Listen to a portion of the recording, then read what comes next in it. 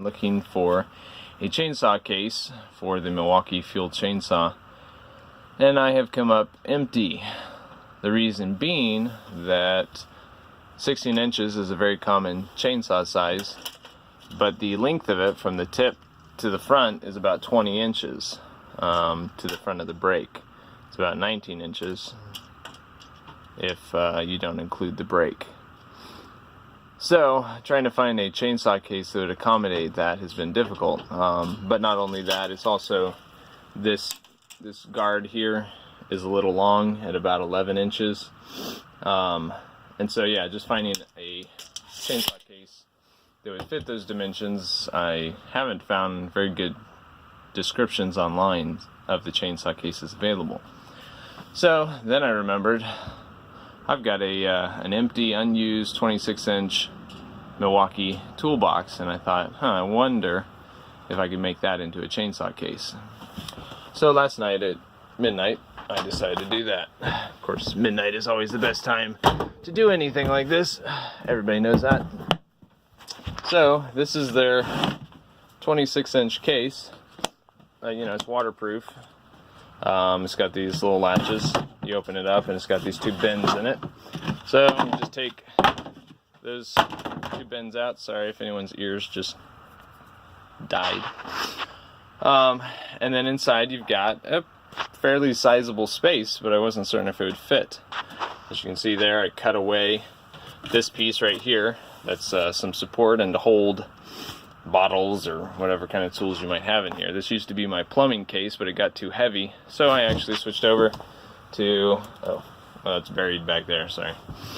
Switched over to a DeWalt rolling case because that was about the same length and everything fit, and I could roll it because it was just so darn heavy. Alright, so let's see how it fit. Got my slot cut in over there. Just pops in just like that. Voila. Perfect. It's like it was made for this chainsaw. I mean, it fits just perfect. That comes out. Alright, so what did I do? The only thing I had to do to modify it was, and you can see, like even the tail over here just barely fits in there. It's just nice and snug. This thing's not going anywhere, and yet at the same time it's not like crushed in there. The things I had to do to modify it. Let's pull this thing out. Is I had to cut away this piece right here, and I still haven't deburred it or anything. Like I said, I did this last night at midnight, so yeah. So anyways, had to cut that away, which you could use a standard box knife to do it, but since I have my little M12 rotary tool, this is what I used, and it works really well to cut through this plastic. It is reinforced, so it is a little difficult to cut through with a box knife, but on some cuts you have to, and it wasn't that difficult. The other thing I used was my chisel laying over there. I used that. You can see right here, I had to shave down these side pieces. I still left it intact up here so that, if for whatever reason I need to stick in one of these inserts, that's all those are. Those little ribs right there, they're just for holding that in. And yeah, I caught myself with a grinder the other day. Wear gloves. Anyways, so right here, I just shaved it down with the chisel, which was pretty easy. You just turn the chisel upside down and then slowly scrape away at it, because that gives room for the handle. And then back there, I didn't have to do anything. Right here, I just measured from it sitting and guessed about where the position of the hole should be. I'll try to give that to you just so you can get a decent idea. It's gonna be about in this area. I could have made the hole a little bit more to the outside here from the angle of the chainsaw. That might have fit a little bit better. Here, I'll stick the chainsaw in just so you can see the angle that it comes out. So once again, this just slides in here with the cover that comes with it, and it goes in pretty nicely and drops down. So you can see it's on this side just from the angle that it's inside of there. It's more to this side. So if I had cut it out a little bit more on this side, it would have had a little bit more room to wiggle, which may or may not be a good thing. And I didn't need to cut it open quite so much. But it goes easily in and out.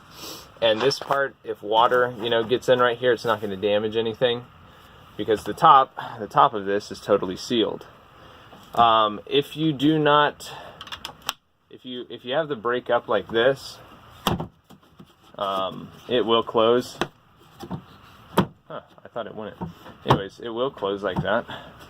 Or if you put the brake forward all the way, it just keeps everything more solid there. And it'll still close. So brake open or brake closed, still gonna work. Now the tray still fits back here if you want to keep your filing bar, your rags, whatever. That'll fit back there. Or I've got this, 1 gallon size bar and oil, and that'll actually fit down here like that. I don't think this will fit in here once that's it. No, that won't fit. So there's a lot of room in this chainsaw case to fit whatever you want to stick in here. I mean, there's plenty of room back there. But this is really nice, and I got this toolbox for 15 bucks. So $15 chainsaw case for me. Brand new in the store. I'm not sure how much these are. Maybe $40. I don't know. But chainsaw cases are usually $40 on up, and they're not as waterproof as this one is. Like I said, I could leave this in the back of my truck because of the weather sealing around it, and no water's going to get in. Water can get in right here, but even if water does get in right there, it's not going to get onto my chain or anything like that. So, yeah. Just back up, see the profile. Like I said, it's their 26-inch box, I'm pretty sure. And about 12 inches or so, 12 inches or so of the bar actually sticks out. So yeah, Milwaukee Fuel chainsaw case. Get one at your local wherever.